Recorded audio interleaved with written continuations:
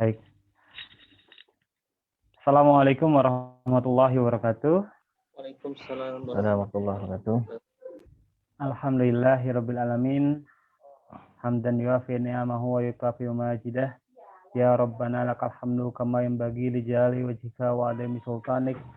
Alhamdulillahi bi ni'matihi tatimmus salihah. Wassalatu wassalamu ala Rasulillah Muhammadin wa ala alihi wa sahbihi wa mawalah. Amma ba'd.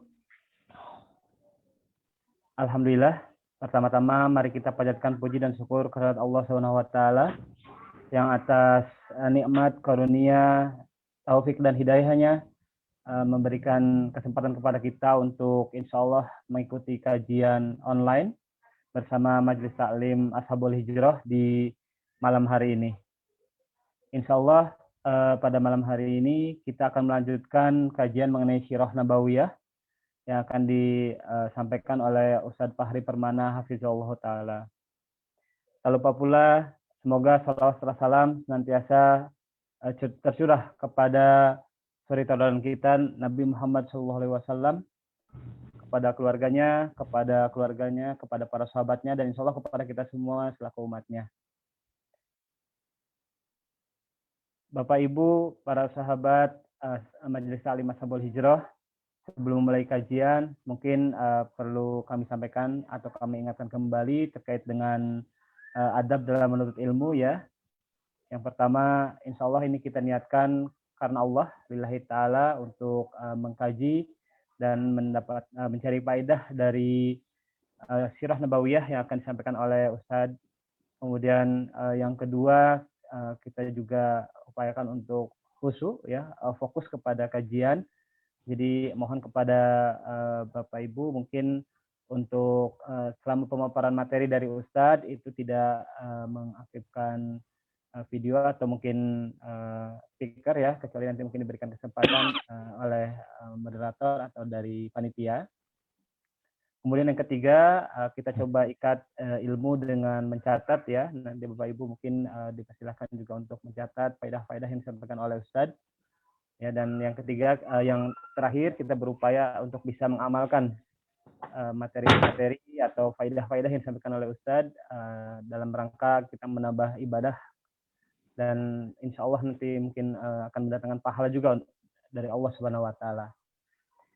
Baik, untuk mengefektifkan waktu, mungkin kita mulai saja kajiannya kepada Ustadz Fahri Permana Hafizahullah Taala. Falyatafadhal mashkur. Baik. Bismillahirrahmanirrahim. Assalamualaikum warahmatullahi wabarakatuh. Waalaikumsalam warahmatullahi wabarakatuh. Innal hamdalillah nahmaduhu wa nasta'inuhu wa nastaghfiruh wa na'udzu billahi min shururi anfusina wa min sayyiati a'malina. Man yahdihillahu fala mudilla lahu wa man yudlil fala hadiyalah. Wa asyhadu an la ilaha illallah wahdahu la syarika lah. Wa asyhadu anna Muhammadan abduhu wa rasuluh. Allahumma salli wa sallim wa barik ala nabiyyina Muhammadin wa ala alihi wa ashabihi wa man tabi'ahum bi ihsanin ila yaumiddin, amma ba'du. Ma'asyiral muslimin, saudara-saudariku sekalian, rahimani wa rahimakumullah. Segala puji bagi Allah Tabaraka wa Ta'ala yang telah mempertemukan kita kembali di majelis yang mulia ini untuk melanjutkan kajian kita membahas Sirah Nabawiyah, sejarah kehidupan Nabi kita yang mulia Sallallahu Alaihi Wasallam. Termasuk di antara hal yang diketahui oleh seorang Muslim adalah mengetahui bagaimana perjuangan Nabinya di dalam mengemban dakwah yang mulia ini. Kita bersyukur kepada Allah Subhanahu wa Ta'ala, dengan perantara dakwah beliau kita bisa memeluk agama Islam, agama yang diridhai oleh Allah Subhanahu wa Ta'ala. Maka sebagai wujud rasa syukur kita kepada Allah Subhanahu wa Ta'ala, kita mencoba untuk mengulas sejarah kehidupan Nabi kita, untuk menumbuhkan semangat kita sekaligus menambah rasa syukur kita kepada Allah Subhanahu wa Ta'ala. bahwasanya perjuangan beliau tidak main-main. Beliau mengorbankan yaitu harta, mengorbankan tenaga dan segalanya untuk bisa menyampaikan risalah Allah Subhanahu wa taala. Alhamdulillah kita tinggal menikmatinya saat ini. Maka dari itu masyarakat muslimin rahimani wa rahimakumullah, mengingatkan kembali pentingnya kita mempelajari sirah nabawiyah, kehidupan Nabi yang mulia sallallahu alaihi wasallam, sejarah kehidupan Nabi yang mulia sallallahu alaihi wasallam. Baik, kita lanjutkan kajian kita. Pada pertemuan sebelumnya kita telah membahas tentang yaitu diangkatnya Rasulullah sallallahu alaihi wasallam sebagai nabi dan rasul. Ini berarti beliau sudah memiliki tugas untuk menyampaikan dakwah Islam, menyampaikan dakwah tauhid la ilaha illallah. Dan sebelum kita masuk pada pembahasan kita, telah kita sampaikan di pertemuan-pertemuan sebelumnya bahwasanya tahapan dakwah Rasulullah Sallallahu Alaihi Wasallam minimalnya ada 3 tahapan. Yang pertama tahapan dakwah secara sirriyah, secara sembunyi-sembunyi, tidak terang-terangan, dan insya Allah ini yang akan menjadi materi di malam hari kita saat ini. Dan yang kedua, dakwah secara terang-terangan, ya, secara terbuka.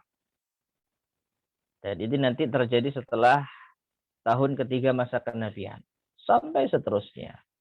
Dan yang ketiga, dakwah Rasulullah Shallallahu Alaihi Wasallam di luar kota Mekah.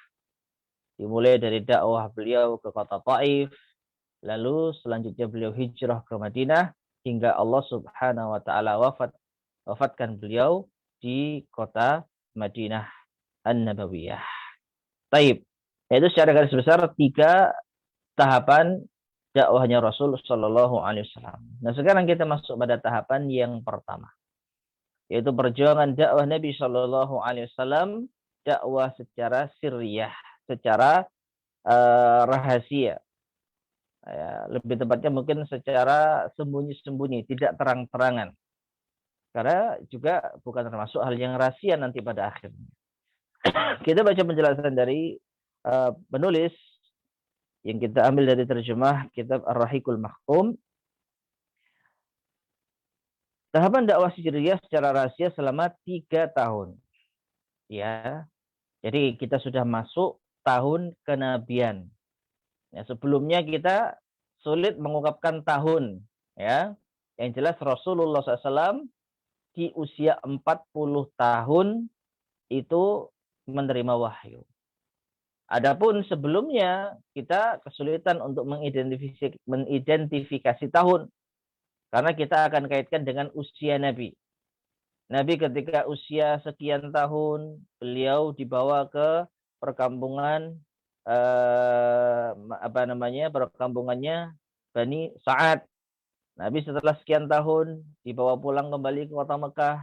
Nabi setelah sekian tahun pernah pergi ke negeri Syam. Nabi setelah sekian tahun pernah menjadi penengah dari perselisihan di antara orang-orang Quraisy. Nah, ini kalau di masa sebelum masa kenabian, kita sering menyebutkan tahun kejadian dengan usia Rasulullah Shallallahu Alaihi Wasallam. Namun sejak saat ini, ya, sejak tahapan dakwah ini, maka para ulama kita akan menyebutkan waktu-waktu tertentu dikaitkan dengan tahun masa kenabian. Ya, ini sebelum hijrah. Nanti setelah hijrah baru disebutkan tahun hijriah. Nah, ini. Jadi tahun pertama masa kenabian, tahun kedua masa kenabian, tahun ketiga masa kenabian, termasuk nanti ketika wafatnya Khadijah.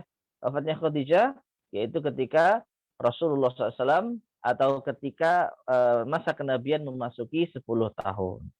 Ya, dan ketika masa kenabian memasuki usia 13 tahun, Nabi SAW hijrah ke kota Madinah. Nah, setelah itu baru berganti lagi metode penyebutan waktu menjadi hijriah.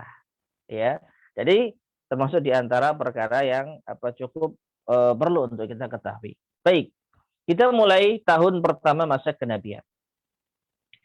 Sebagaimana diketahui kota Mekah merupakan pusat agama bagi bangsa Arab. sejak dahulu. Karena disitulah ada Ka'bah, disitulah ada Masjidil Haram, peninggalannya Nabi Ibrahim alaihissalam. Ya, jadi ini termasuk kota tua yang menjadi pusat agama bagi bangsa Arab. Ingat ya, bagi bangsa Arab. Adapun non-Arab, mereka tetap melaksanakan aktivitas spiritual mereka di mana? Di Palestina, di Baitul Maqdis. Disitulah negerinya para nabi. Adapun orang-orang Arab, anak keturunan dari Nabi Ismail yang berkembang biak dengan keturunan dari yaitu orang-orang Yaman, ya dulu sudah kita sampaikan ya bagaimana berkembangnya anak keturunan Nabi Ismail ini itu dengan apa? Orang-orang yang berasal dari negeri Yaman, maka mereka semua menganggap Mekah Al-Mukarramah adalah pusat agama. Di sana terdapat para pengabdi Ka'bah dan pengurus berhala serta patung-patung yang dianggap suci oleh seluruh bangsa Arab. Sehingga untuk mencapai tujuan yaitu melaksanakan atau melakukan perubahan di kota Mekah akan lebih sulit dan sukar jika dibandingkan apabila hal tersebut jauh darinya. Ya, bayangkan pusat keagamaan orang-orang Arab yang tentu saja sudah berubah dari agama yang diajarkan oleh Nabi Ibrahim alaihissalam. Ya, dahulu memang Ka'bah atau Mekah merupakan pusat agama tauhid. Agama yang dibawa oleh Nabi siapa? Ibrahim alaihissalam dan juga Nabi Ismail alaihissalam. Namun sekarang itu semua sudah berubah. Ka'bah dipenuhi dengan berbagai macam kesyirikan, bahkan ratusan atau puluhan patung itu terpampang di sekitar Ka'bah yang disembah selain Allah Subhanahu wa taala. Maka sulit untuk merubah kondisi Mekah ini, sulit.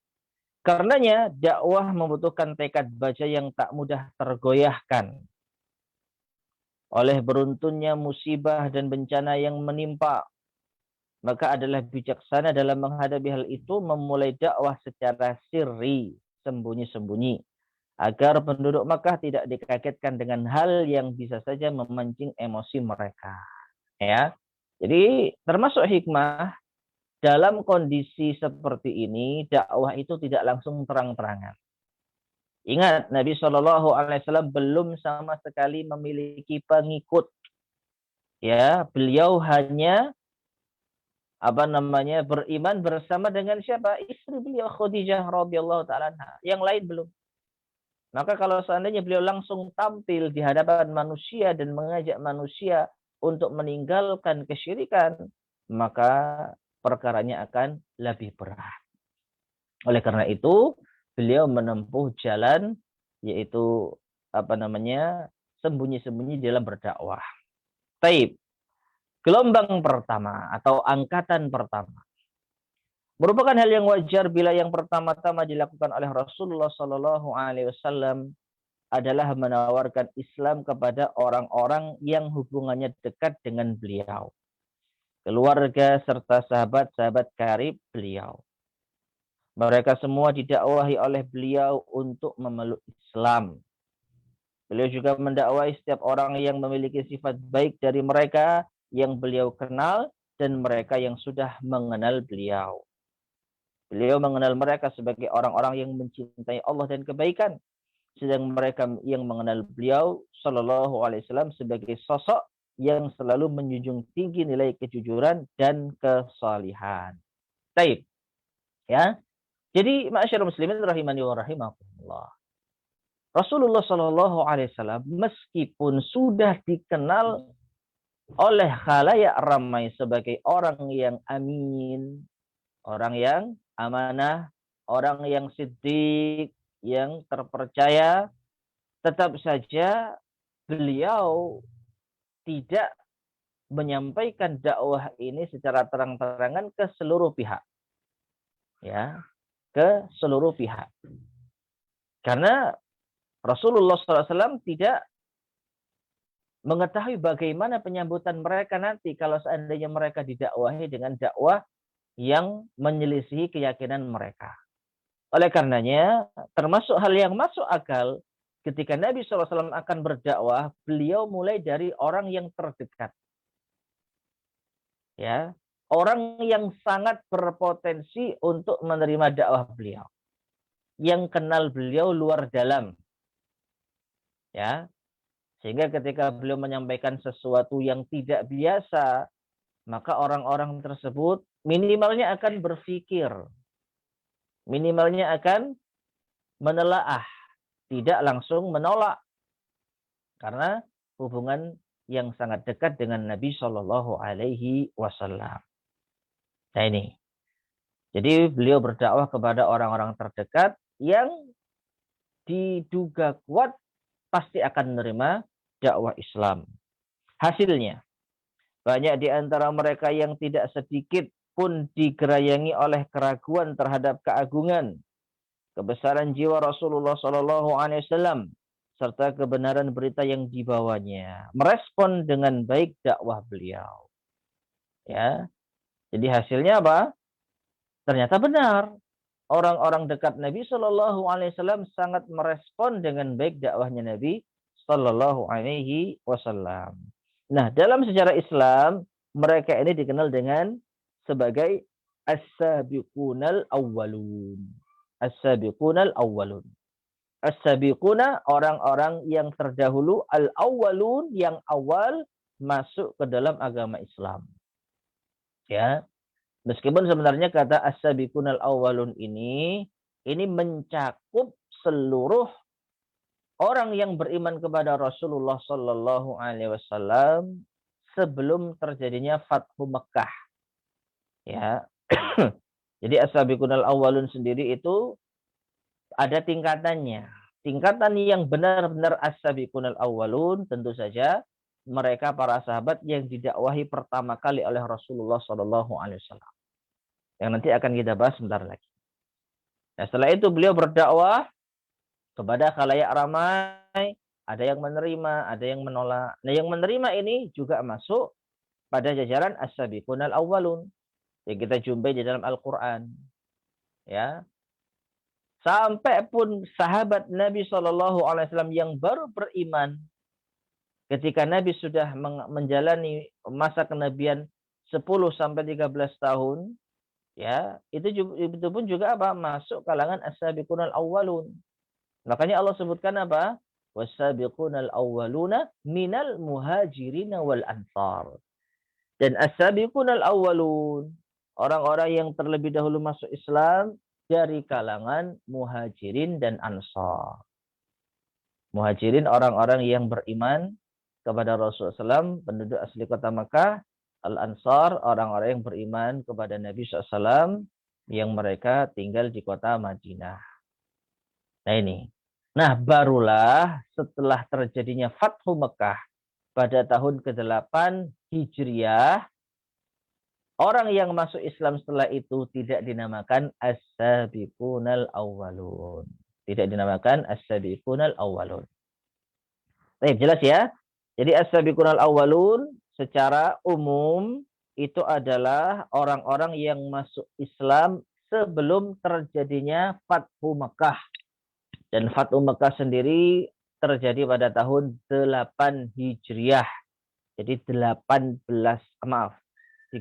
tahun ditambah 8. 21 tahun setelah Nabi dakwah pertama kali. Ya, jadi selama masa 21 tahun itu orang-orang yang masuk Islam di rentang waktu itu masih dianggap sebagai as-sabiqunal awwalun. Taib. Adapun as-sabiqunal awwalun yang kita bahas kali ini adalah mereka yang benar-benar masuk Islam di awal. Di barisan depan yang paling awal terdaftar istri Nabi Shallallahu Alaihi Wasallam Ummul Mukminin Khadijah binti Khuwailid. Khadijah binti Khuwailid. Ya, dan telah jelas ya bagaimana beliaulah yang telah menghibur Nabi SAW tatkala dalam keadaan yaitu gundah gulana ketika menerima wahyu pertama kali. Ya jelas-jelas Khadijah menerima dakwah Rasulullah, dakwah suaminya sallallahu alaihi wasallam. Disusul maula, mantan budak beliau yaitu Zaid bin Harisah bin Syarahil Al-Kalbi. Ya, Zaid bin Harisah. Zaid ini masyarakat muslimin rahimani wa rahimakumullah sebenarnya awalnya adalah budak. Beliau ini adalah seorang budak. Lalu dibeli oleh Khadijah. Dibeli oleh Khadijah. Lalu Khadijah menghibahkannya kepada Rasulullah Shallallahu Alaihi Wasallam. Ya, jadi Khadijah menghibahkannya kepada Rasulullah Sallallahu Alaihi Wasallam, menghadiahkan kepada Rasulullah Sallallahu Alaihi Wasallam. Nah, setelah itu dibebaskan oleh Rasulullah SAW. Nah, setelah bebas, maka keluarga aslinya itu mengajaknya untuk kembali beserta keluarga besarnya. Namun ternyata Zaid bin Harithah lebih memilih tinggal bersama Rasul Shallallahu Alaihi Wasallam. Akhirnya diangkatlah Zaid sebagai anak Rasulullah, anaknya Rasul Shallallahu Alaihi Wasallam. Tapi bukan anak kandung ya, tapi anak angkat. Nah, oleh karenanya di zaman dahulu kala karena belum ada hukum terkait dengan anak angkat, maka orang-orang jahiliyah itu menganggap Zaid sebagai putranya Nabi SAW. Sehingga sering disebut dengan Zaid bin Muhammad. Zaid bin Muhammad. Ini biasa dilakukan oleh orang-orang jahiliyah. Namun setelah yaitu Islam datang dan membawa perubahan-perubahan tentang hukum masalah keturunan, maka Islam melarang penasaban seseorang kepada yang bukan ayah kandungnya. Sedekat apapun anak angkat kita, tidak boleh dinasabkan kepada kita. Jadilah Zaid bin Harithah, bukan bin Muhammad. Nah, itu orang kedua. Orang ketiga berikutnya adalah keponakan beliau Ali bin Abi Thalib. Yang ketika itu masih kanak-kanak dan hidup di bawah asuhan beliau. Ya. Jadi kalau kita perhatikan ya, kehidupan Rasulullah SAW ini sudah biasa saling mengasuh. Dahulu ketika Rasulullah SAW masih kecil, diasuh oleh siapa? Diasuh oleh paman beliau, Abu Thalib.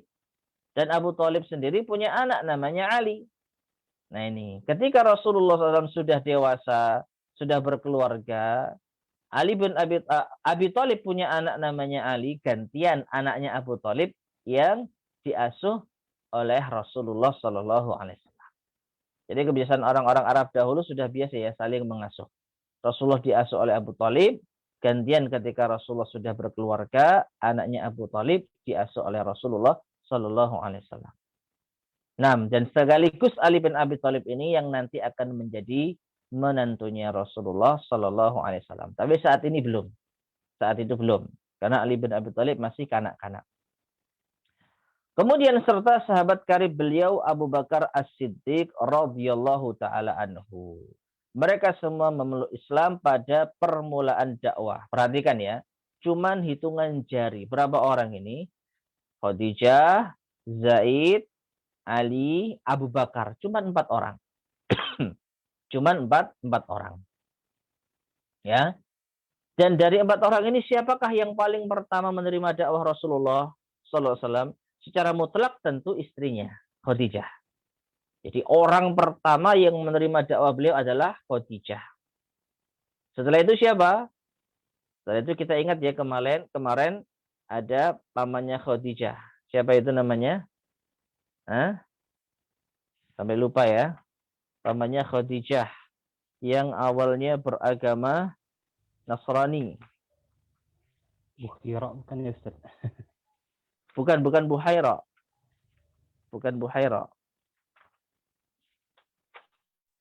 Ketika Nabi SAW mendapatkan wahyu pertama kali, ya kemudian Rasulullah SAW menyampaikan kepada Khadijah, lalu Khadijah menyampaikan hal ini kepada paman beliau.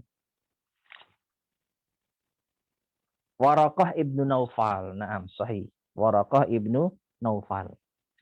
Naam. Nah, kenapa Waraqah tidak dimasukkan ke dalam daftar ini? Karena Waraqah meninggal dunia. Ya, jadi nggak lama setelah itu Waraqah ibn Nawfal meninggal dunia, sehingga tidak dimasukkan ke dalam daftar orang-orang yang pertama kali masuk Islam. Namun sebenarnya beliau masuk Islam.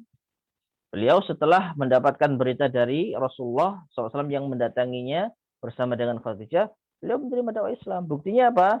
Beliau berjanji, seandainya nanti datang saat engkau diusir oleh kaummu, aku akan membelamu. Aku akan menolongmu. Tapi ternyata tidak lama setelah itu Waraqah ibn Nawfal meninggal dunia dalam keadaan Islam.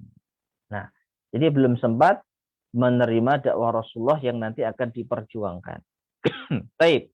Jadi Khadijah yang pertama dari kalangan wanita. Dari kalangan laki-laki siapa yang pertama? Para ulama kita berbeda pendapat antara 3 orang. Zaid bin Harithah, Ali bin Abi Thalib atau Abu Bakar As-Siddiq radhiyallahu taala anhu. Meskipun kebanyakan ada yang menyebutkan bahwasanya Ali bin Abi Thalib lah yang lebih dahulu masuk Islam. Ali dan Zaid bin Harithah. Abu Bakar setelah itu. Namun para ulama kita menjelaskan Ali bin Abi Thalib dan Zaid bin Harithah masuk Islam ini bukan hal yang terlalu luar biasa. Mengapa? Karena mereka berdua masih kecil.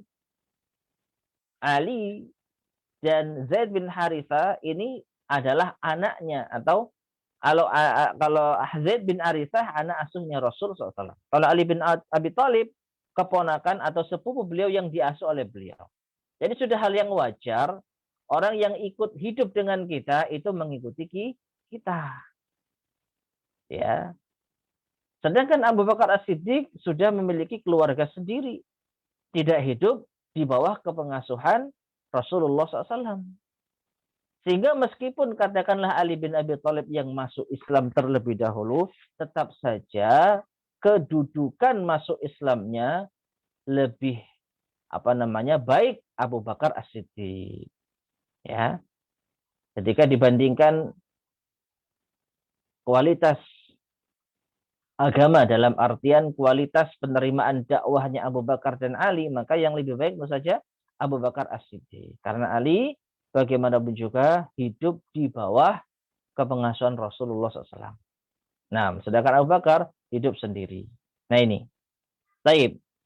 Nah setelah itu, setelah orang-orang yang paling dekat dengan beliau Sallallahu Alaihi Wasallam masuk Islam, kemudian Abu Bakar As-Siddiq memainkan perannya. Kemudian Abu Bakar As-Siddiq dengan sangat giat mengajak orang-orang kepada Islam. Beliau merupakan sosok laki-laki yang lembut, disenangi, luwes dan berbudi luhur serta berbuat baik. Para tokoh kaumnya selalu mengunjunginya dan sudah tidak asing dengan kepribadiannya karena keintelekan, kesuksesan dalam berbisnis dan pergaulannya yang luas. Jadi Abu Bakar dikenal sebagai orang yang ramah, orang yang berbudi luhur. Nah ini, maka beliau terus berdakwah kepada orang-orang dari kaumnya yang dia percayai dan selalu berinteraksi dan bermajelis dengannya. Jadi sama dengan Rasulullah SAW. Ya, Rasulullah hanya berdakwah terbatas pada orang-orang dekat beliau. Nah, Abu Bakar As-Siddiq melebarkan sayap dakwah juga sama, hanya kepada orang-orang yang dekat dengan beliau. Ya, yang mungkin tidak terlalu dekat dengan Rasulullah SAW. Nah ini. Akhirnya hal itu, maka masuk Islamlah Utsman bin Affan al-Umawi dari Bani Umayyah. Ya. Az-Zubair bin Al-Awwam al-Asadi dari Bani Asad. Abdurrahman bin Auf az-Zuhri dari Bani Zuhri. Sa'ad bin Abi Waqqas az-Zuhri juga sama dari Bani Zuhri. Talhah bin Ubaidillah at-Taimi dari Bani Taim. Dan semuanya ini adalah asli orang Quraisy. Ya, asli orang Quraisy.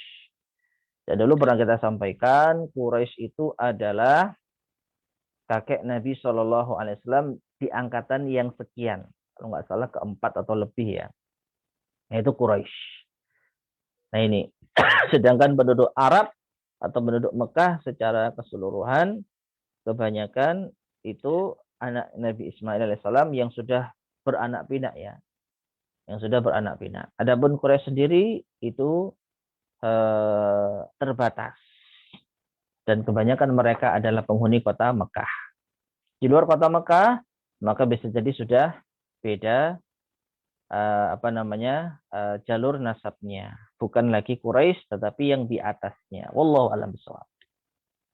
Nah, jadi kalau kita perhatikan Utsman bin Affan, Zubair bin Al-Awwam, Abdurrahman bin Auf, Sa'ad bin Abi Waqqas, kemudian Talhah bin Ubaidillah. Nah, ini kalau kita pernah mendengarkan hadis, mereka ini ternyata adalah 10 orang di antara 10 orang yang telah dijamin masuk surga. Minus siapa? Minus 2 orang, yaitu Abu Ubaidah bin Al-Jarrah yang sebentar lagi juga akan kita bahas masuk Islamnya, dan Umar ibn Khattab radhiyallahu anhu. Nah, perhatikan.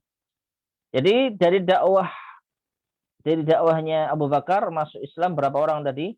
Utsman, Zubair, Abdurrahman bin Auf, Sa'ad bin Abi Waqqas, kemudian Talha bin Ubaidillah, ada lagi Sa'id bin Zaid yang tidak disebutkan di sini ya. 6. Kemudian sisanya adalah Khulafaur Rasyidin. Kita lanjutkan. Di antara orang-orang pertama lainnya yang masuk Islam adalah Bilal bin Rabah Al-Habashi. Bilal bin Rabah Al-Habashi yang berasal dari negeri Habasyah, negeri Ethiopia, negeri Afrika. Kemudian diikuti oleh Amin, kepercayaan umat ini ya adalah Abu Ubaidah. Nama beliau aslinya adalah Amir. Kunyah beliau Abu Ubaidah bin Al-Jarrah. Beliau berasal dari suku Bani Al-Harith bin Fihr. Ya. Nah, jadi anak keturunan Fihr, dan ini juga masih nyambung dengan nasabnya Rasul Shallallahu Alaihi Wasallam. Selanjutnya menyusul keduanya Abu Salamah bin Abul Asad, Al-Arqam bin Abil Arqam. Keduanya berasal dari suku Makhzum, Bani Makhzum. Nah ini, ya. Kemudian Utsman bin Maz'un dan kedua saudaranya Qudamah dan Abdullah. Kemudian Ubaidah bin Al-Harith bin Al-Muttalib bin Abdul Manaf. Kemudian Sa'id bin Zaid. Nah ini, Sa'id bin Zaid ini juga termasuk di antara golongan yang masuk Islam pertama kali. Yang dijamin masuk surga. Sa'id bin Zaid Al-Adawi dan istrinya Fatimah binti Al-Khattab Al-Adawiyah.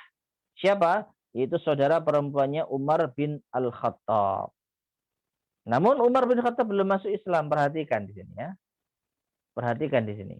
Umar bin Khattab masuk Islamnya masih agak lama. Sekitar tahun ke-6 kalau nggak salah. Atau tahun ke-7 masa kenabian.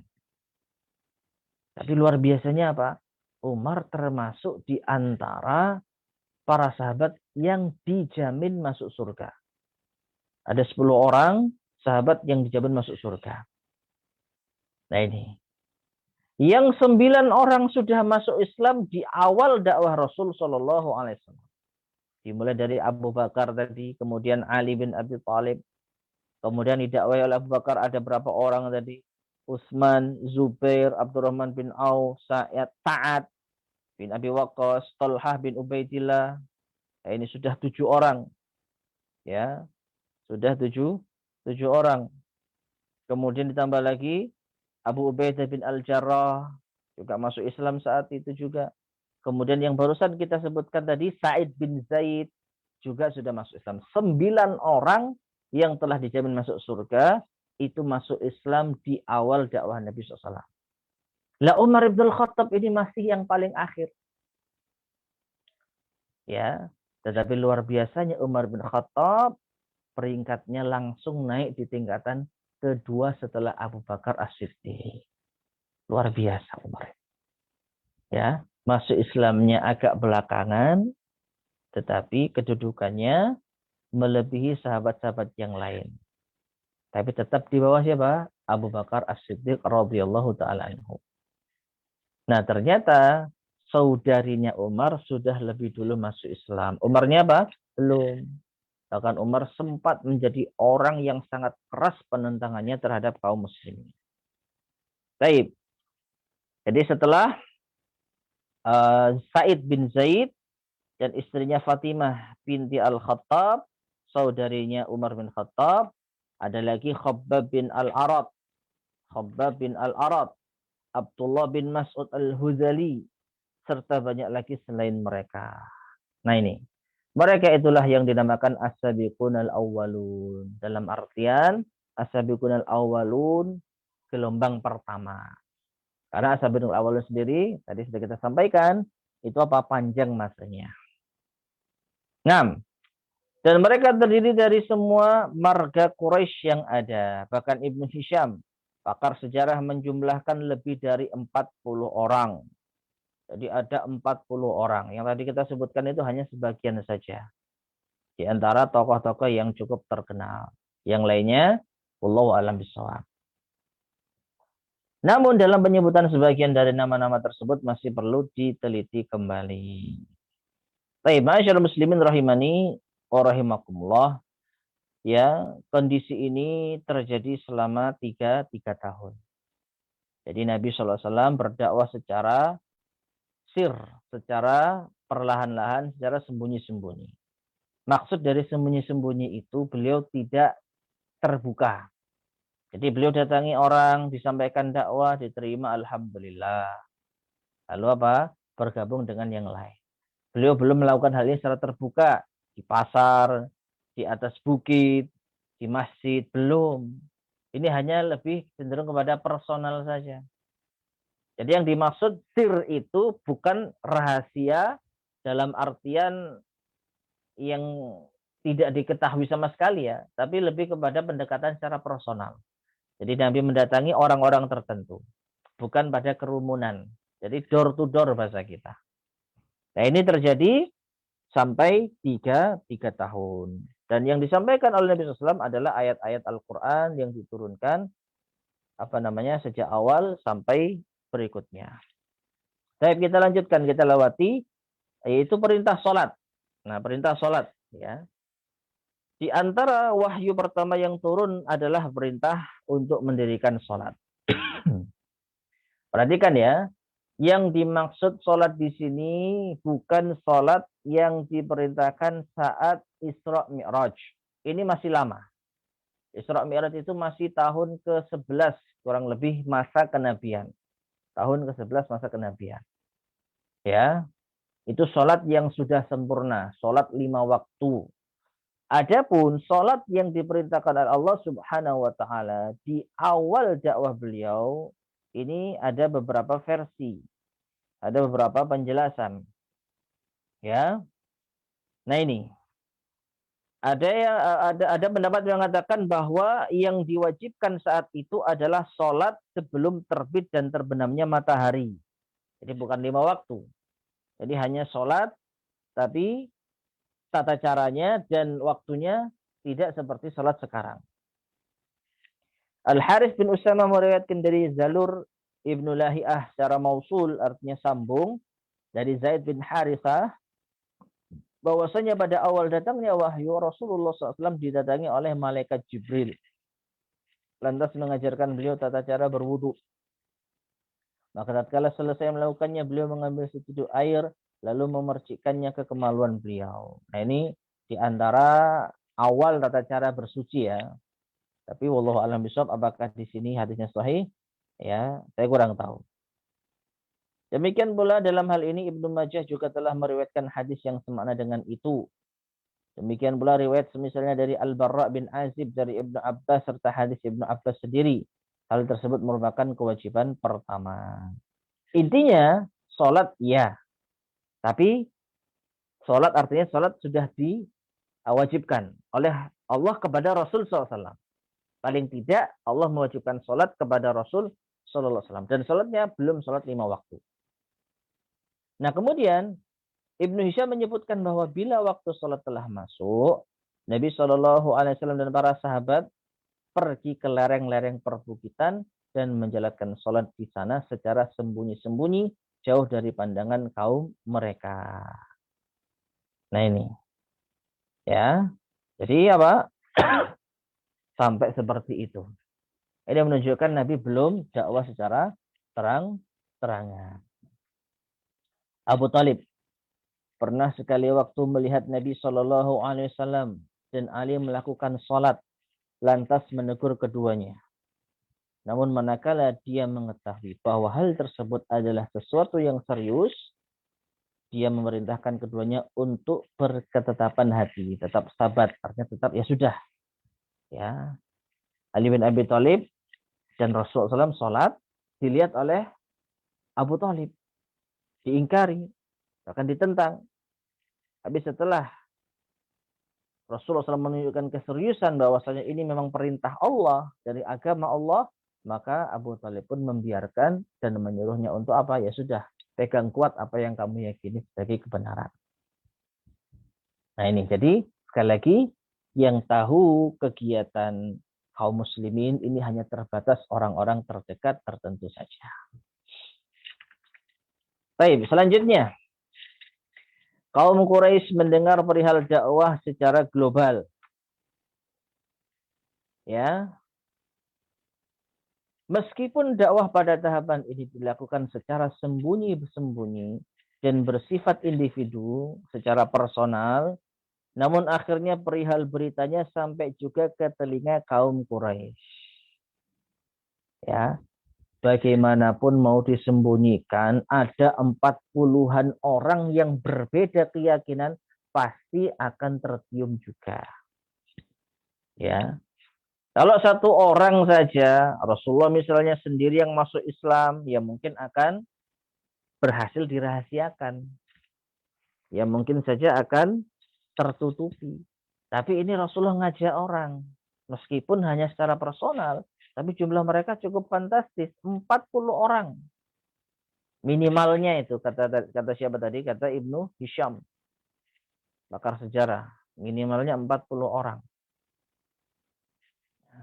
Tentu saja 40 orang ini sulit untuk bisa merahasiakan secara kolektif keadaan keagamaan mereka yang berbeda dengan kaumnya.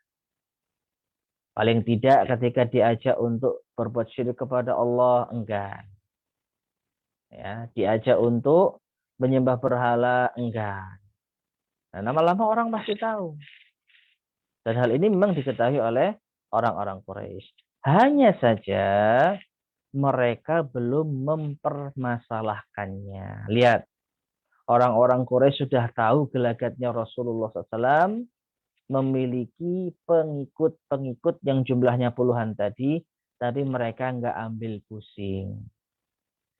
Ya, anggap saja sebagai kelompok sempalan, mungkin seperti itu. Terlebih karena Rasulullah SAW tidak pernah menyinggung agama mereka ataupun Tuhan-Tuhan mereka. Maksudnya secara terbuka loh ya. Tapi kalau secara individu personal ya, wallahu alam, bisa diyakini bahwa Nabi pasti akan membahasnya. Karena bagaimanapun juga ketika dakwah tauhid ini disampaikan, maka konsekuensinya akan menyalahkan kesyirikan. Mengajak kepada tauhid artinya mengajak orang untuk menjauhi syirik. Nah ini. Jadi bisa dikatakan mustahil Rasulullah SAW hanya mengajak kepada tauhid tapi tidak memperingatkan orang-orang yang baru masuk Islam tadi untuk menghindar dari kesyirikan.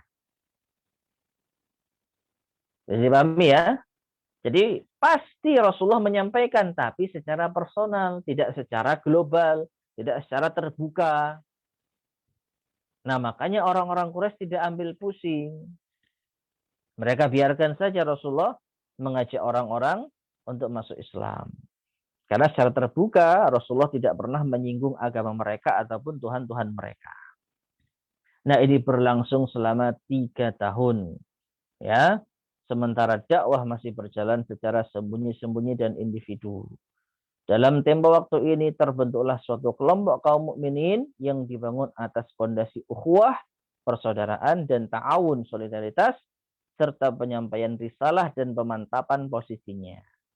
Jadi tetap ayat Al-Qur'an turun, ya. Setelah ayat Al-Qur'an turun, Rasulullah sampaikan kepada sahabat-sahabat yang telah masuk Islam tadi. Jadi itu cara Rasulullah mendidik mereka. Ya.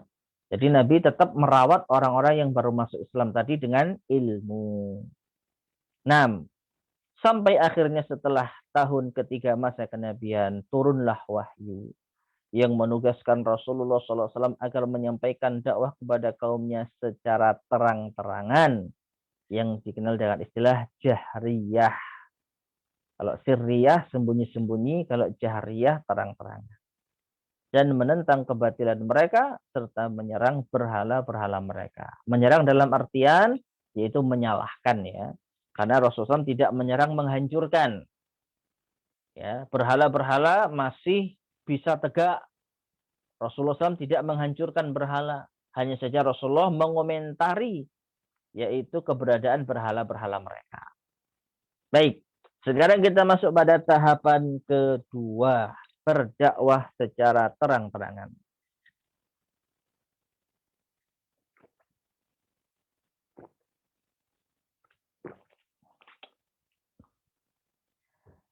Perintah pertama untuk menampakkan dakwah. Jadi ada wahyu yang turun tentang perkara ini. Yaitu firman Allah Subhanahu wa taala di dalam surat Asy-Syu'ara ayat ke-214. Asy-Syu'ara ayat ke-214. Allah Subhanahu wa taala berfirman, "Wa anzir ashiratakal aqrabin." Wa anzir ashiratakal aqrabin. Dan berilah peringatan kepada keluargamu yang terdekat. Rasulullah SAW diperintah oleh Allah untuk memberikan peringatan kepada keluarga beliau yang terdekat. Yang dimaksud keluarga beliau, kerabat-kerabat dekat beliau tentu bukan hanya terbatas teman-teman beliau yang dekat. Kalau tadi hanya terbatas siapa? Istri, kemudian anak yang diasuh oleh Nabi SAW, kemudian kawan beliau Abu Bakar, paman beliau belum. Nah ini sepupu-sepupu beliau yang lain juga belum. Orang-orang Quraisy yang juga kerabat Nabi SAW belum. Nah ini sekarang diperintahkan. Sekarang baru diperintahkan. Sebelumnya terdapat alur cerita yang menyinggung kisah Musa alaihissalam dari permulaan kenabiannya hingga hijrahnya bersama Bani Israel. Lolosnya mereka dari kejaran Fir'aun dan kaumnya serta tenggelamnya Fir'aun bersama kaumnya.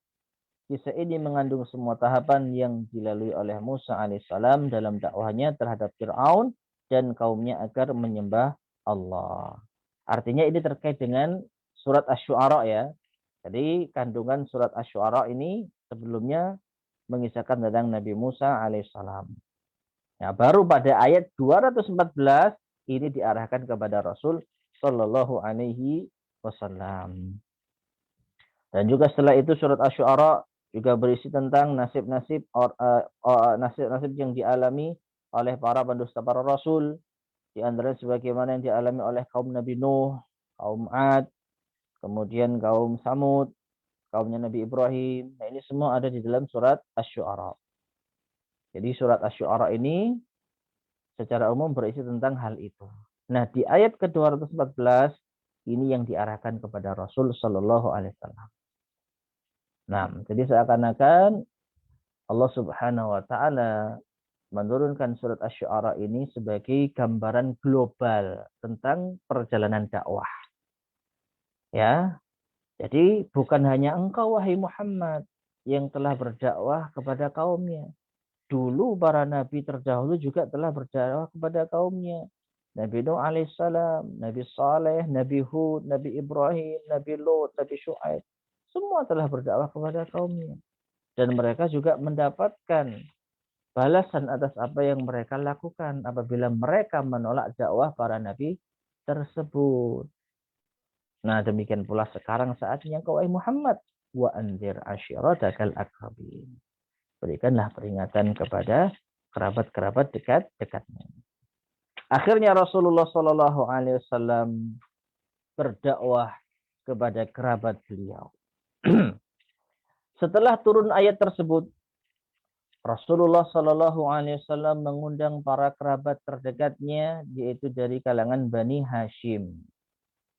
Ya, jadi anak keturunan dari kakek beliau. Kakek beliau yang keberapa? Abdullah bin Abdul Muttalib bin Hashim. Jadi baru sekup kecil. Kakek Nabi yang kedua. Jadi ayahnya Abdul Muttalib. Ayahnya Abdul Muttalib. Nah, anak keturunan mereka dikumpulkan, didatangi. Afwan, diundang ya, diundang. Jadi Bani Hashim ini diundang. Mereka pun datang memenuhi undangan itu disertai oleh beberapa orang dari Bani Al-Muttalib bin Abdi Manaf. Mereka semua berjumlah sekitar 45 orang laki-laki. Namun tatkala Rasulullah SAW akan berbicara, tiba-tiba Abu Lahab memotong seraya berkata, mereka itu adalah paman-pamanmu dan para sepupumu. Bicaralah dan tinggalkanlah menganut agama baru. Ketahuilah bahwa kaummu tidak akan mampu melawan seluruh bangsa Arab. Aku adalah orang yang pantas mencegahmu. Cukuplah bagimu suku-suku dari pihak bapakmu. Ya, jadi intinya Abu Lahab ini sudah mencium aroma kalau Nabi ini mau mengajak keluarga Bani Hashim untuk memeluk agama baru. Jadi Abu Lahab ya cukup paham situasi. Karena enggak umum ya, mereka semua diundang oleh Rasulullah SAW dalam suatu acara. Apalagi Rasulullah sudah memiliki pengikut-pengikut yang tadi kita sampaikan, sudah tidak tidak rahasia lagi, sudah diketahui. Nah, kemudian kata Abu Lahab, jika engkau bersikeras melakukan apa yang engkau lakukan sekarang, adalah lebih mudah ketimbang bila seluruh marga Quraisy bersama-sama bangsa Arab bergerak memusuhimu. Aku tidak pernah melihat ada orang yang membawa kepada suku-suku dari pihak bapaknya sesuatu yang lebih jelek dari apa yang telah engkau bawa ini. Ya, jadi intinya Abu Lahab mengancam. Kamu beruntung, kurang lebih gini maknanya. Kamu beruntung, hanya kami saja yang engkau ajak. Ya, kamu beruntung, ini belum sampai kepada seluruh orang Quraisy. Wes sudah cukup di sini aja Muhammad, jangan aneh-aneh. Ya kemungkinan bahasa gampangnya seperti itu. Jadi Abu Lahab memperingatkan Rasulullah SAW. Ya, mumpung yang datang ini para sesepuh dari Bani Hashim, ya sudah cukup, nggak perlu kamu teruskan hal ini. Masih mending ini hanya sampai ke kita. Kita sendiri yang akan bertindak. Kita sendiri yang akan mengatasimu. Jangan sampai ini ketahuan orang lain. Jangan sampai ini tersebar di seluruh suku Quraisy. Habis kamu nanti, wahai Muhammad. Nah, kurang lebih maknanya seperti itu. Maka Rasulullah SAW hanya diam dan tidak berbicara pada pertemuan itu. Jadi, beliau ambil apa? Ambil sikap diam. Ya. Dan saat itu orang-orang dari kalangan Bani Hashim juga belum tahu apa sih yang mau disampaikan Muhammad sallallahu alaihi wasallam. Yang hanya ada Abu Lahab yang ambil suara. Itu pun Abu Lahab sudah mewanti-wanti Rasulullah SAW. Tapi inti undangannya Rasulullah belum tahu mereka. Nah, saat itu Nabi diam sallallahu alaihi wasallam. Nah, sekali waktu, di lain waktu maksudnya, beliau sallallahu alaihi wasallam mengundang kembali mereka. Ya, Rasulullah SAW mengundang mereka kembali. Nah, di saat itulah beliau sallallahu alaihi wasallam memulai dengan khutbatul hajah. Beliau mengatakan alhamdulillah ahmaduhu wa asta'inuhu wa u'minu bihi wa atawakkalu alaihi wa asyhadu an la ilaha illallah wahdahu la syarikalah. Diawali dengan memuji Allah. Segala puji bagi Allah. Aku memujinya, meminta pertolongan, beriman, serta bertawakal kepadanya. Aku bersaksi bahwa tidak ada Tuhan yang hak yang berhak disembah dengan benar melainkan Allah semata yang tidak ada sekutu baginya. Ya, pembukaan yang tidak umum, yang tidak biasa mereka dengar. Karena di situ ada apa? Syahadat. Asyhadu an la ilaha illallah wahdahu la syarikalah. Ini sudah apa? Sudah menampakkan konfrontasi ya. Karena selama ini mereka itu menyembah banyak berhala. Lah ini Rasulullah SAW di awal pertemuan menyampaikan dengan tegas syahadat la ilaha illallah. Nah ini belum selesai lalu beliau menyambungnya. Ya, beliau mengatakan innar ra'ida la yakdzib atau la yukadzibu ahlahu. Sesungguhnya seorang pemimpin tidak mungkin membohongi keluarganya sendiri. Ya, demi Allah yang tidak ada Tuhan yang hak selainnya, sesungguhnya aku adalah utusan Allah. Inni Rasulullah ilaikum khassatan wa ilan nasi ammatan. Itu the point Rasulullah. Aku adalah utusan Allah kepada kalian wahai orang Quraisy secara khusus dan aku adalah utusan Allah kepada manusia secara umum. Wallahi la tamutunna kama tanamun wa la tub'atsunna kama tastayqidun. Lalu beliau menyampaikan hal yang juga tidak pernah mereka dengar sebelumnya. Apa itu? Tentang hari kebangkitan. Rasulullah mengatakan, sungguh kalian akan mati sebagaimana kalian tidur, dan kalian akan dibangkitkan sebagaimana kalian bangun tidur. Wala tuhasabunna bima ta'malun, wa innaha al-jannatu abadan, awin naru abadan. Ya, dan kalian sungguh akan dihisap atas amal yang kalian kerjakan.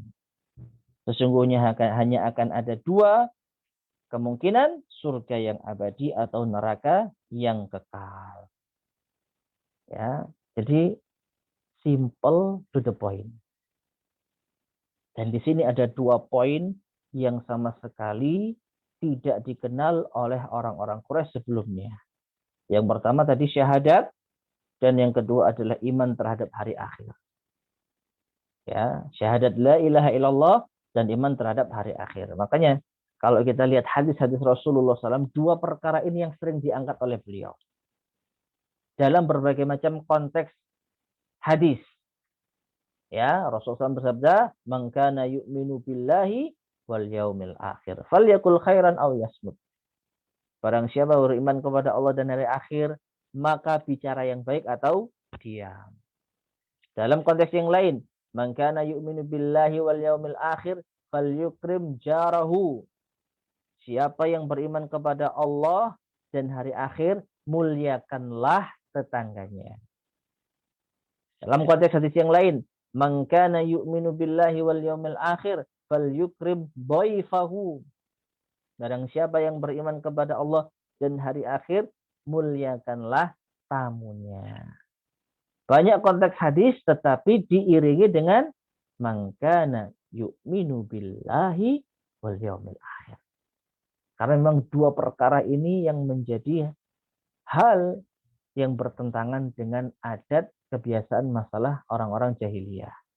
Mereka tidak beriman hanya kepada Allah dan mereka tidak percaya dengan hari akhir. Makanya ini diingatkan langsung to the point. Ya, dimulai dengan memuji Allah, bersyahadat, dan menyampaikan kalau beliau adalah utusan Allah, lalu diingatkan tentang apa? Tentang akhirat. Nah, setelah itu yang komentar Ali bin Abi Thalib. Maaf, bukan Ali. Abu Thalib, paman beliau sendiri. Kemudian Abu Thalib berkomentar, alangkah senangnya kami membantumu, menerima nasihatmu, dan sangat membenarkan kata-katamu.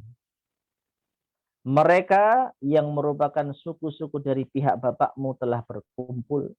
Sesungguhnya aku hanyalah salah seorang dari mereka. Namun aku adalah orang yang paling cepat merespek apa yang engkau inginkan. Oleh karena itu, teruskan apa yang telah diperintahkan kepadamu. Demi Allah, aku akan senantiasa melindungimu dan membelamu. Hanya saja diriku tidak memberikan cukup keberanian kepadaku untuk berpisah dengan agama Abdul Muttalib. Perhatikan.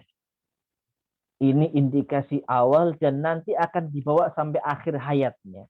Kalau Abu Thalib itu sebenarnya mengakui kebenaran dakwah Rasul SAW. Abu Thalib itu mengetahui dan mengakui kebenaran dakwah Rasul Shallallahu Alaihi Wasallam. Hanya saja Abu Thalib ini tidak mau berpisah dengan agama nenek moyang.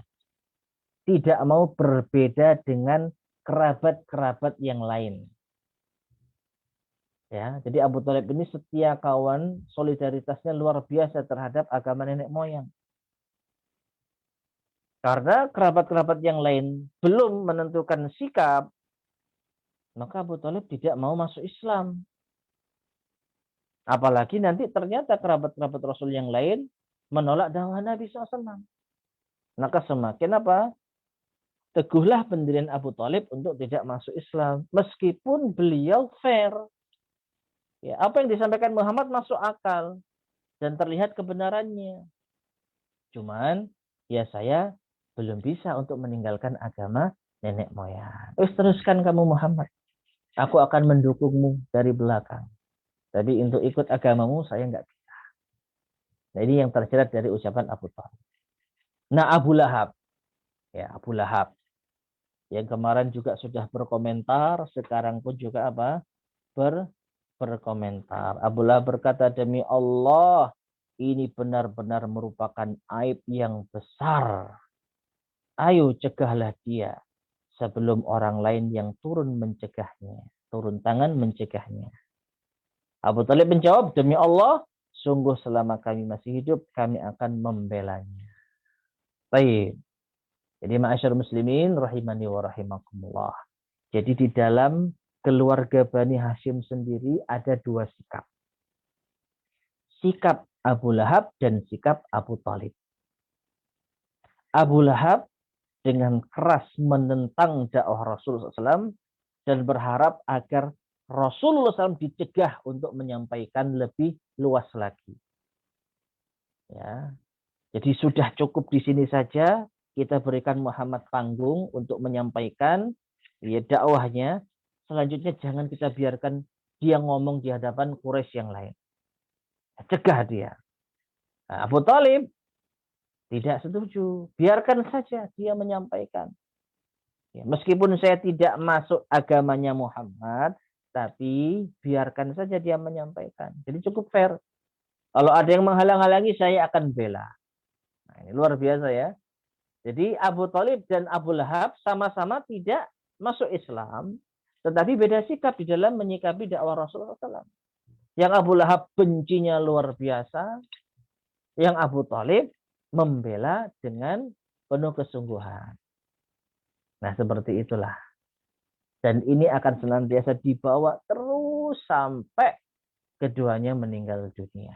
Baik Abu Lahab di peperangan maupun Abu Thalib yang meninggal karena sudah berusia lanjut.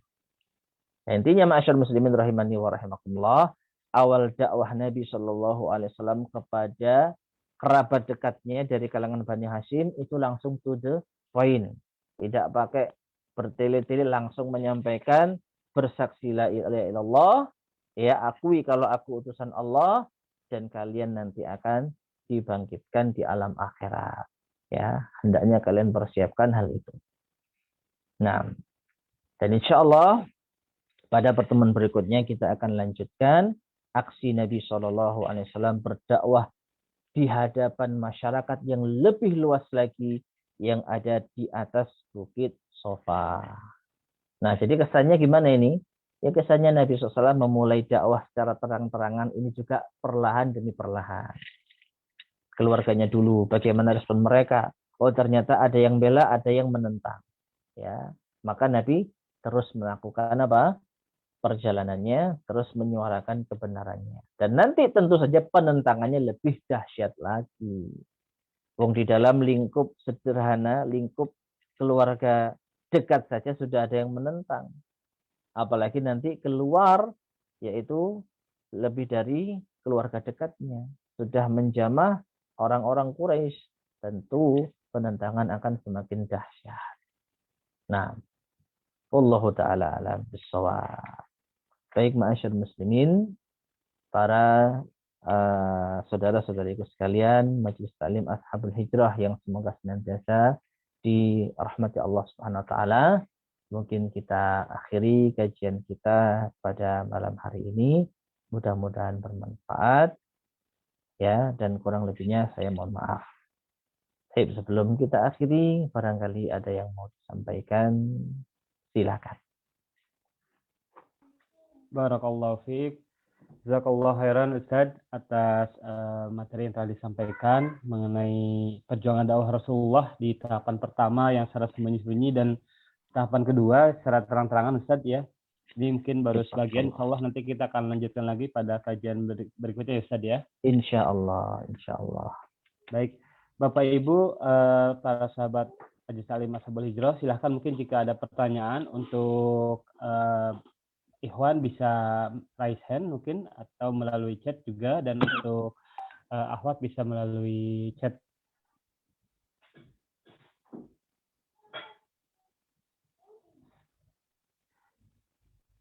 Baik, mungkin sambil menunggu dari Bapak Ibu dan para sahabat Majelis Taklim Ashabul Hijrah, ada nih dari Pak Catur, Pak Adi ya, Pak Muhammad Catur Rahmadi. Silakan Pak Adi. Assalamualaikum warahmatullahi wabarakatuh, Ustaz. Waalaikumsalam warahmatullahi wabarakatuh. Kalau melihat tadi dakwah Rasulullah secara kepada keluarganya, dan sampai Abu Lahab pun berucap bersumpah demi Allah, dan seperti tadi juga paman Nabi Abu Thalib juga mengatakan bahwa berpegang teguh terhadap agama nenek moyang. Apa Ustadz, ini saya jadi teringat fenomena di masyarakat sebetulnya, karena kan kalangan Islam, saudara-saudara kita ada yang memang mengakui bahwa dia Islam, ya sholat, ya syahadat, tapi tetap mempercayai bahwa nenek moyang saya seperti ini, gitu loh. Ya dari nenek moyang saya seperti ini kan gitu. Jadi kayak dogma, maaf. Terus Afan kemudian bahwa bahwa Abu Lahab pun percaya Allah gitu kan. Jadi saya kok seolah-olah ini kok saya kalau melihat fenomena di masyarakat kita, saudara kaum muslimin memang menyembah Allah, tapi juga ini nenek moyang saya seperti ini, terus tetap menyembah bukan selain menyembah Allah. Iya, ke makam gitu kan, terus sampai. Nah, ini apakah termasuk kalau Abu Lahab aja dianggap Allah kafir, tidak diselamatkan. Nah, bagaimana apakah mereka juga, saudara-saudara kita ini termasuk golongan seperti itu? Karena kan yang ini ya yang jadi pertanyaan mungkin kalau ganjelan sih dari saya itu. Ya. Cukup? Cukup, Ustaz. Baik. Barakallahu fikum. Jadi pertanyaannya, apakah saudara-saudara kita kaum muslimin yang masih berpegang teguh dengan ajaran nenek moyang ini sama seperti Abu Lahab dan kawan-kawannya yang juga memegang teguh ajaran nenek moyang? Maka tentu saja ma'asyar muslimin rahimani wa rahimakumullah, ada sedikit perbedaan. Meskipun sedikit perbedaan ini hanya dari segi casing saja. Kalau Abu Lahab, casingnya itu musyrik, ya, tidak menerima Islam, ya, jadi terang-terangan tidak mau bersyahadat. Adapun saudara-saudara kita, mereka bersyahadat, mereka sholat, mereka puasa. Hanya saja di antara mereka ada yang melakukan pembatal-pembatal keimanan. Seperti meminta-minta kepada selain Allah. Seperti percaya dengan berbagai macam keyakinan-keyakinan batin. Nah, oleh karena itu, yang pertama, kita tidak boleh gegabah di dalam memvonis mereka. Kita berlakukan mereka sebagaimana dahulu Rasulullah SAW memberlakukan kepada orang-orang yang tidak tahu. Disampaikanlah dakwah. Jika diterima, alhamdulillah. Namun jika tidak diterima, ya urusan mereka dengan Allah Subhanahu wa taala. Ya. Dan apabila kita memvonis mereka dengan kafir dan musyrik, maka tentu ini butuh proses yang apa? Tidak mudah. Karena apa? Yang pertama, kita bukan qadhi, kita bukan hakim, kita bukan orang yang mengambil keputusan, dan kita juga bukan ulama. Tapi kalau ulama berfatwa, kita amini, kita ikuti. Misalnya ada tokoh yang mengajak kepada kesyirikan, lalu ada fatwa ulama bahwasanya fulan dianggap telah murtad, telah keluar dari Islam, kita ikuti. Tapi kalau kita sebagai orang awam, orang yang juga baru belajar, maka alangkah baiknya kita tidak bermudah-mudahan di dalam memvonis saudara yang berbeda keyakinan dengan kita. Cukup kita sampaikan dakwah, kalau ini perbuatan syirik tidak dibenarkan di dalam Islam. Ya. Dan apapun yang mereka sikapi, kita serahkan kepada Allah Subhanahu wa taala. Diterima alhamdulillah, tidak diterima ya kita bukan tukang vonis. Jadi begitu. Ya, dan kita akui memang seperti itulah keadaan di setiap zaman. Ya, sebagaimana Rasulullah SAW memiliki para pengikut yang mengikuti jalan beliau, demikian pula dengan orang-orang musyrik. Ya, seperti Abu Jahal dan lain-lainnya, Abu Lahab dan lain-lainnya. Mereka juga memiliki pewaris. Dan pewarisnya apa? Ya kebetulan ada di kalangan sebagian saudara-saudara kita yang telah dijelaskan tentang la ilaha illallah dengan benar dan gamblang, tapi mereka masih saja mengikuti ajaran nenek moyang yang dipenuhi dengan kesyirikan. Ya, wallahu a'lam bishawab. Mungkin seperti itu, semoga bisa dipahami. Baik, barakallahu fiik Ustaz. Jazakallahu khairan untuk penjelasan yang telah disampaikan. Ada pertanyaan dari chat Ustaz. Ya. Ustaz, apakah permasalahan tetap percaya pada keyakinan nenek moyang ini bisa dikaitkan dengan salah satu ayat di dalam Al-Quran, yaitu Al-Baqarah ayat 170?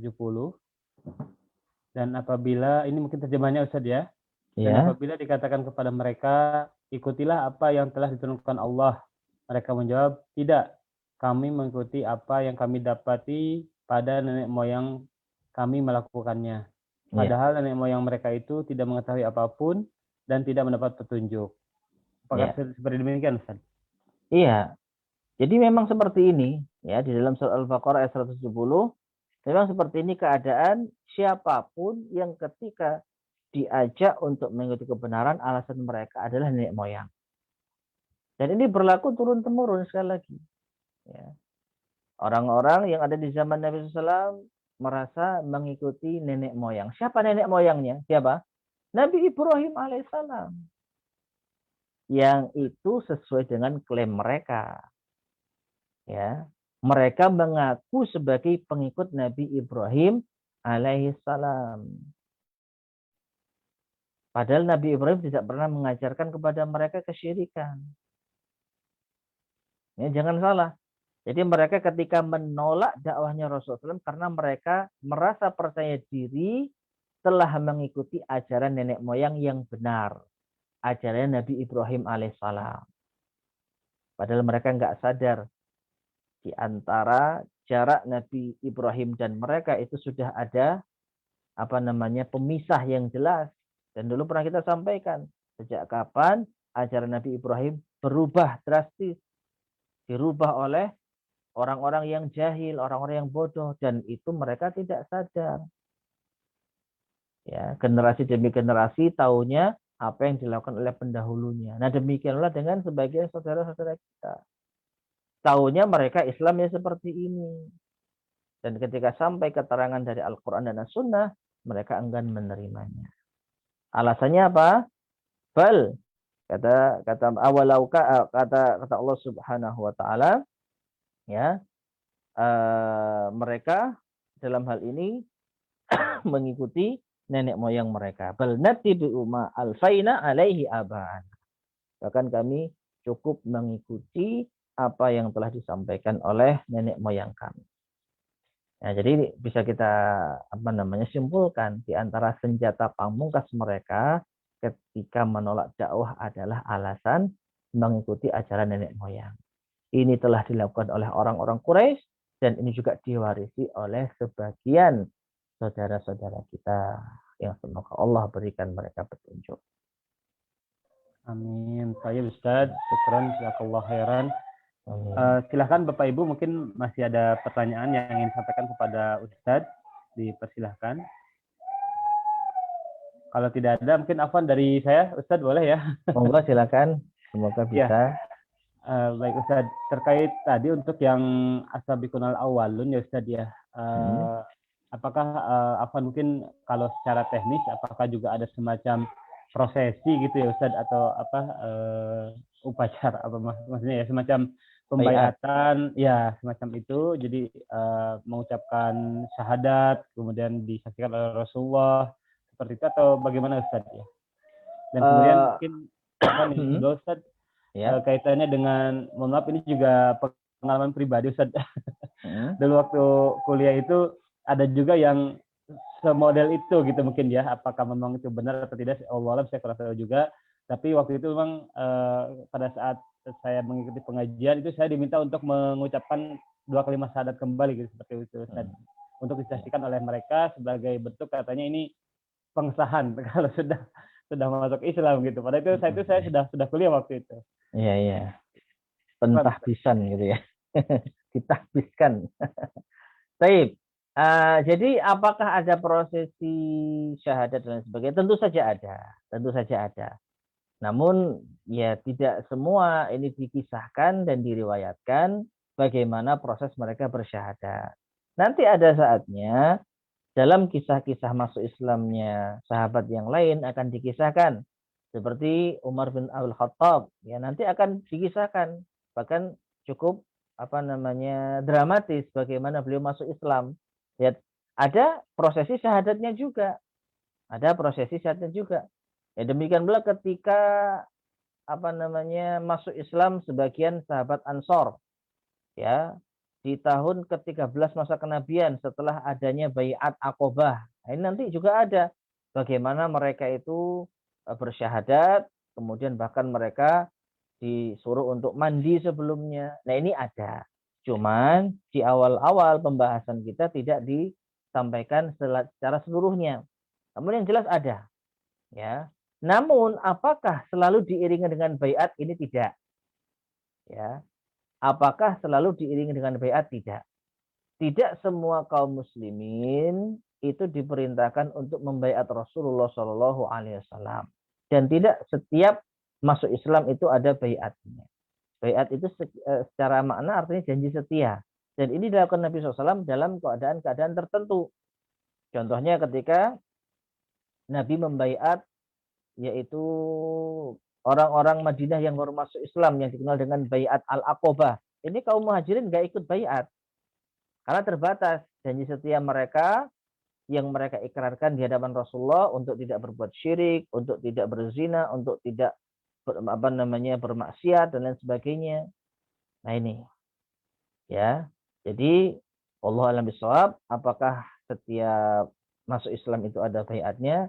Tahu saya tidak ada. Tidak setiap maksudnya, afan ya. Tidak setiap masuk Islam itu ada baiatnya. Namun yang jelas syahadat pasti. Dengan itulah seseorang dinyatakan masuk Islam.